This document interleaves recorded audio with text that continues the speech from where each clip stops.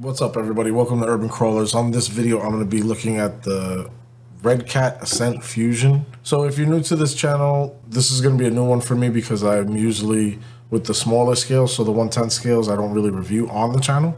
I do have a couple, but like I said, this is going to be a new one. I'm also trying to change the editing where I just cut what needs to be cut out and try to cut out the empty spaces. So bear with me. All right, so we got the Ascent Fusion. I just got it for my birthday. What's up, what's up? So big shout out to my wife for that one. So this is the Ascent Fusion 110 scale, blase blah blah. Let me see on the desktop.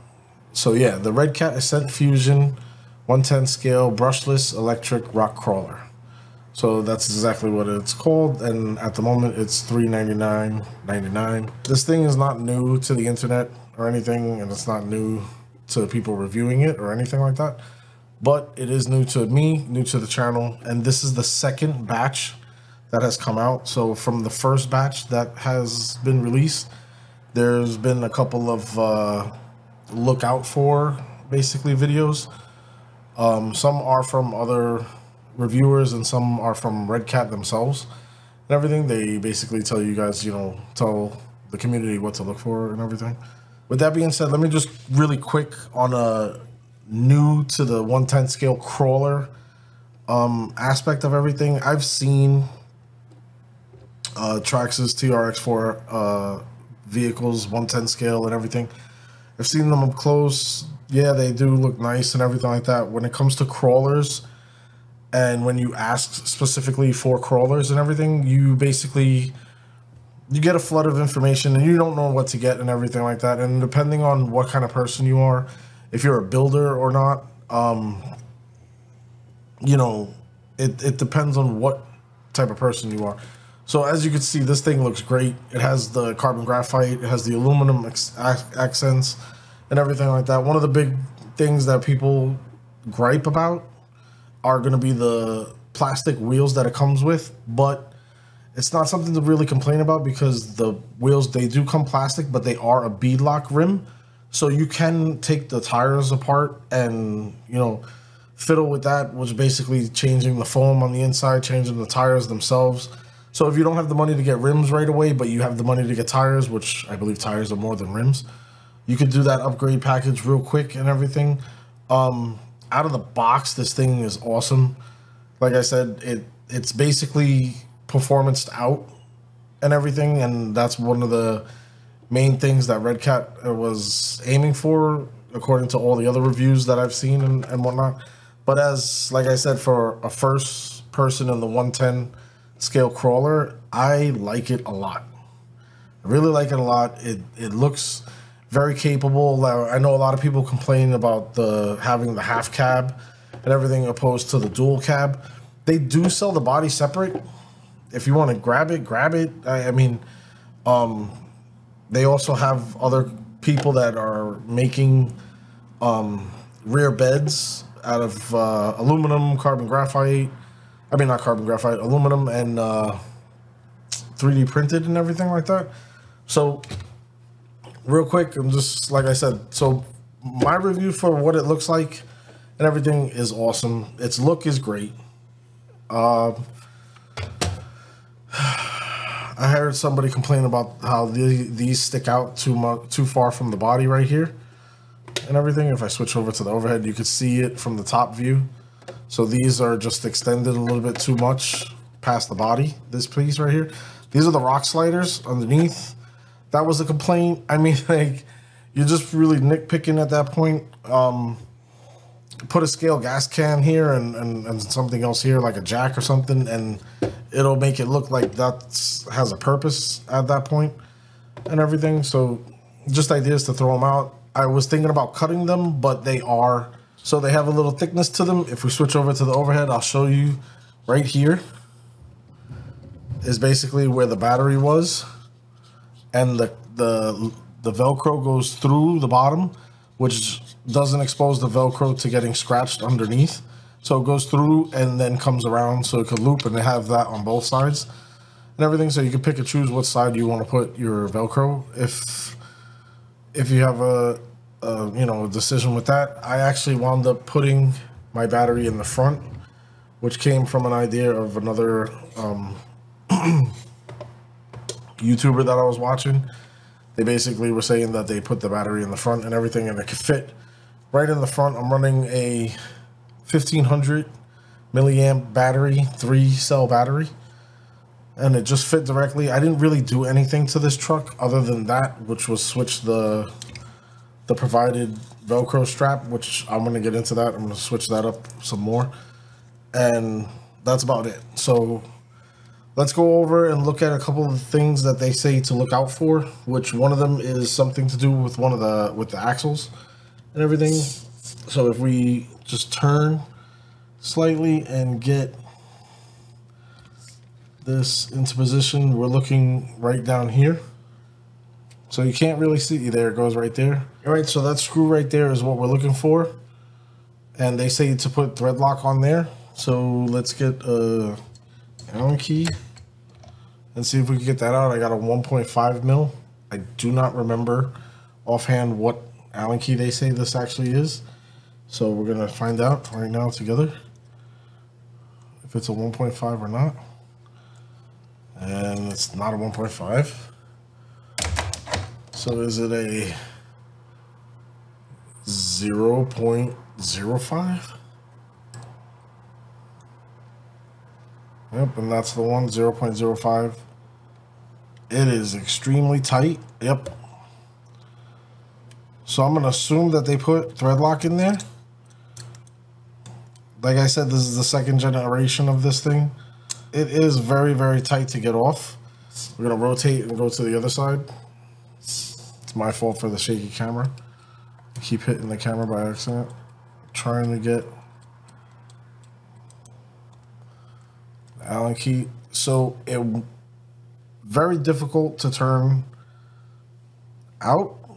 So I'm not even gonna mess with it because I believe it's basically set in place really good. So that was one of the things. The other thing was the differential. Something to do with the differential and everything. So we're gonna get ahead and rip that bad boy apart. All right, so we're opening up the front differential. We're gonna use a 1.5 millimeter Allen key to get the diff cover off. But first I'm gonna take off the steering so I give you guys a better view of what's going on with that diff cover and everything. So let me remove this side over here, which is gonna be a 2.0 millimeter. This one here, yep, is a 5.5 millimeter bolt. So we're gonna get that, remove it. Counterclockwise is going to get that out for us. All right, so we removed all the bolt setup from the steering right here, so we're going to just turn that out of the way, and then now we got free range of the actual differential right here. All right, so 1.5 mil is going to do all the... All right, so it's a total of 6 bolts, got them all done. So we're going to go ahead and get the handheld screwdriver. Get that off.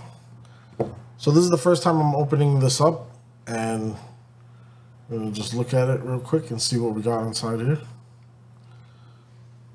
So it looks like obviously we got some grease going on. To get the differential out, we have to take out the actual axles, which these are portal axles, so that's not going to be a relatively easy thing because we have to get behind the portal, behind this differential. So I think the fastest way to get the portal axles out, these axles here, is going to be just removing the top and the bottom. So let's see if that'll get it done. So we're going to remove the top one here. Well, that's not going to be the, it's not going to be the driver for that. It's going to be a 2.2 millimeter.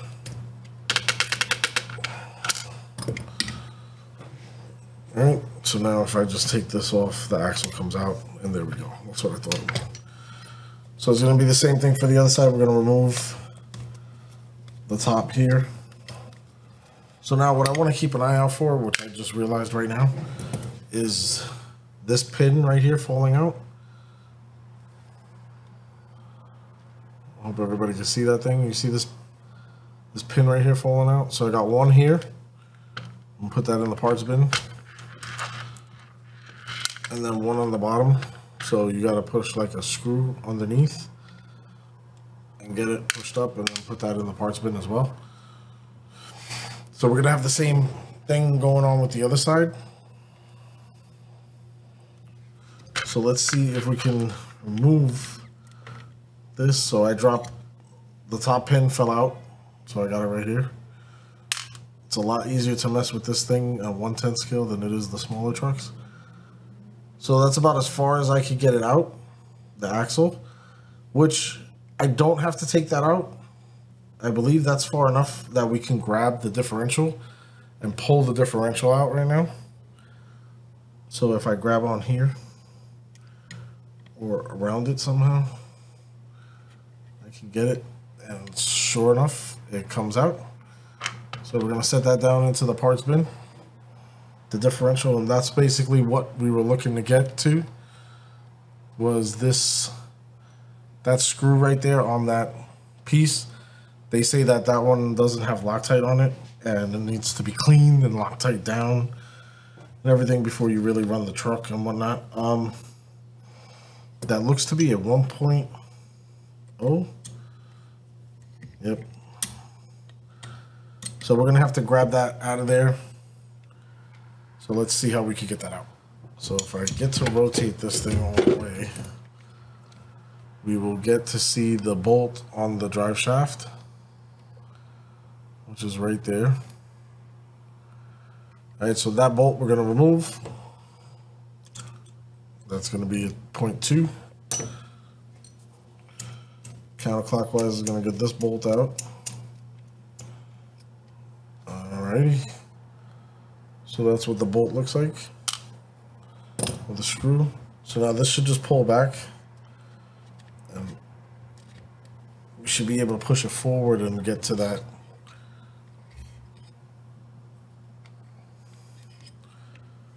actual piece right there.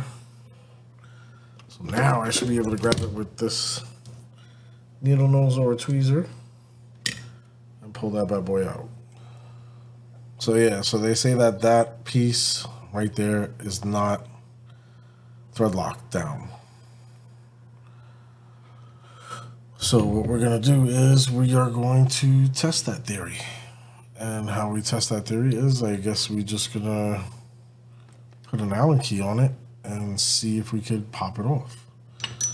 So we have a 1.5 Allen key, and that seems to be what it is. Now there's no real way to hold on here, but you see how we have this hole in the back? Just want to put something in there so that I can hold it and turn this bad boy counterclockwise, and it seems so snug. There was definitely something in there, and to the point where it broke. So they did put thread lock, and I just broke it. If you're messing with your Fusion, and you just go to turn it counterclockwise and it's too tight, just leave it, don't force it, because you might wind up popping it. Otherwise than that, I'll be 100% honest with you, in my personal opinion, there's no need to remove that for anything. If you damage this whole piece, replace the whole piece. So now I'm gonna have to get this whole thing replaced because this got damaged. But whatnot, I'm happy I got it on film, because maybe that'll help me when I call them up and tell them, you know, what happened or whatever. It'll probably help. Just kind of sucks. All right, so conclusion to this video. Yes, I did break the gear and everything, but it's a lesson learned, hopefully, for anybody watching this video for the second batch of Redcats coming out. It looks like they did put the thread lock where it needed to be, and they addressed that issue, obviously, because the head of the screw broke. I'm gonna take apart the rear. I'm just not gonna videotape it. I'll show you guys the end. All right, so we're all confirmed it has grease. So I'm gonna go ahead and assume that that locker is locked up. It's kind of a negative review, but don't look at it that way. Hopefully, everybody who's getting the second versions could feel safe that they have the grease, because that's what I heard. That they fixed the problems, but they didn't put grease. So it has grease. You've seen the grease front and rear. And then the other pieces are fixed to the point where they'll break. There's no reason that I find that otherwise that you have to take that out unless you're changing things. Which even still, if you're cleaning everything out and changing the differential, you don't even need to... So what's happening is the axle itself is sliding out. Unlocking the front. And then it's locked in. All right. So yeah, other than doing something really weird, I don't know why you would need to mess with that screw that they actually have in there. It could stand to be a one piece. It doesn't even need to be able to come off and everything. Once I get the replacement piece, I'm probably never going to even check on that thing other than me cleaning it and wiping it down and re-greasing it. That's all I could see. I don't see a reason to take that screw off and everything. So other than that, I really like the truck. I want to run it. I probably will run it tomorrow, because if it just stops grabbing in the front, now that I know it'll just push the axle out, the drive shaft. It'll just push the drive shaft out, and I don't got to worry about nothing. So for its first venture, it'll be half broke and whatnot, but I definitely charged up the battery. I want to take it out. I wanted to take it out today. I just ran out of time and everything. So tomorrow will be the day. Get ready for some updated videos, because I have tires already for this, waiting for the rims and the bead locks to come in.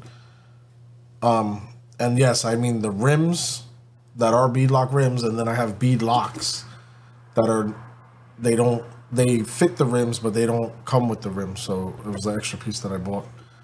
So I have rims, tires, and inserts for this already. I'm thinking about getting the brass piece in the front just to add some more weight to it. Other than that, we'll see where it goes from there. Thank you guys for watching. My name is Hugo. Thank you guys for watching Urban Crawlers. And let me know what you guys think about me jumping into the 1/10 scale business, although we just broke the first truck. See what happens.